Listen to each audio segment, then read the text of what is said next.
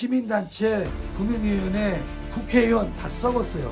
사실 지금 집값 폭등의 원인이 뭐냐면 자기네들이 그때 토지성 어가연동제 폐기했단 말이야. 그거 올리면 돼. 병신 새끼들아. 개소리 하고 있고. 민주당 국회의원실에 한번 초대받아서 분양가 정책하고 진상한 대책 규제 두 가지를 얘기했더니.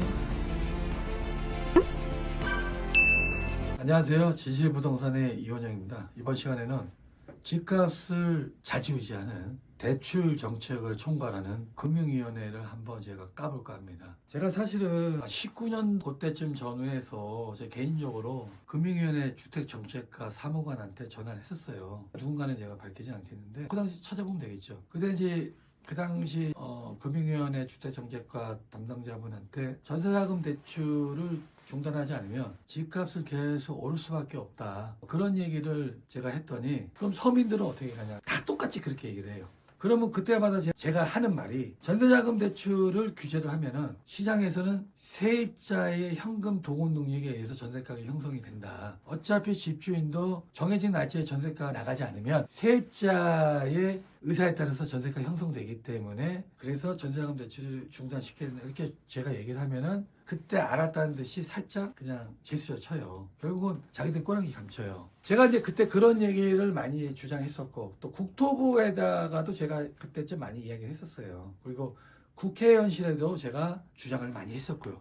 국회의원실에는 주로 이제 거기 비서나 보좌관들 얘기했겠죠. 근데 다 이게 되지 않았어요. 그때 한 분만 제가 그때 소개받아서 그 당시 민주당 국회의원실에 한번 초대받아서 분양가 정책하고 전세자금 대출 규제 두 가지를 얘기했더니 전세자금 대출은 얘기는 안 하고 분양가 정책에서 얘기를 했어요. 결국 그분이 언론에만 나오고 정부에는 관철되지는 않았어요. 문재인 정부 때 23번의 부동산 정책이 있었고요. 결국은 집값을 잡는다고 했고요. 자, 생각해보세요. 이게 23번을 했는데 집값이 안 잡혔다. 이건 정부가 집값을 고의적으로 안 잡는 거예요. 이거는 그냥 안 잡는 거예요, 그냥 국민을 갖고 노는 거예요, 그냥. 국민을 개돼지로 하는 거예요. 거기 역할은 언론이 있었고요. 언론도 집값 상승을 원해요. 그리고 시민단체. 경실련이나 참여연대 얘네들도요, 내가 주구장창 주장 많이 했어요. 내가 다 근거 다 있어요. 내가 전세자금 대출하고 그 신도시 특히 공공대지에서 토지소송 원가 연동제 해야 된다라고 주구장창 경실련하고 참여연대도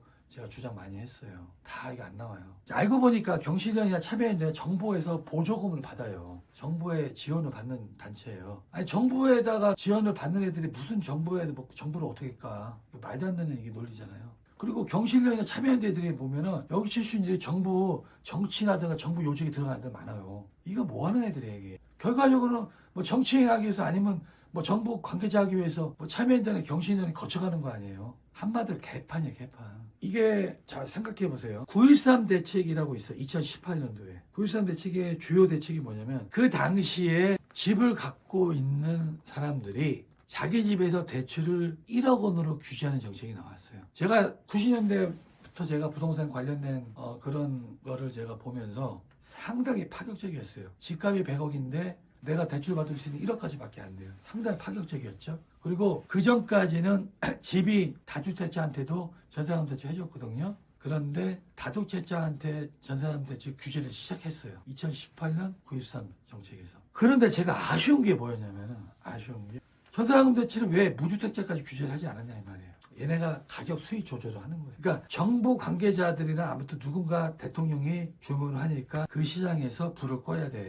그리고 그때 입주 물량이 되게 많았어요. 2018년 가을부터 2019년 초에까지. 그럼 왜 하필 무주택자에는 전세자금 대출 규제를 왜 하지 않았냐 이 말이에요. 자, 그렇게 가다가 2020년 초에 9억 원 주택 보유자에 한해서 전세자금 대출 규제가 들어가요. 그러니까 사실상 서울의 1주택 아파트 보유자한테는 전세자금 대출 규제가 들어가는 거예요. 그럼 왜 무주택자들은 왜 하지 않았냐? 그러한 결과로 2020년 8월부터 2023년 상반기가 집값이 하락해요. 그러다가 2023년 3월부터 9억 초과 1주택 보유자한테 전세자금 대출 규제했던 것을 다시 풀어놔요. 그래서 집값이 2023년 초에 떨어졌던 거를 다시 집값이 올라가요. 지표가 보면.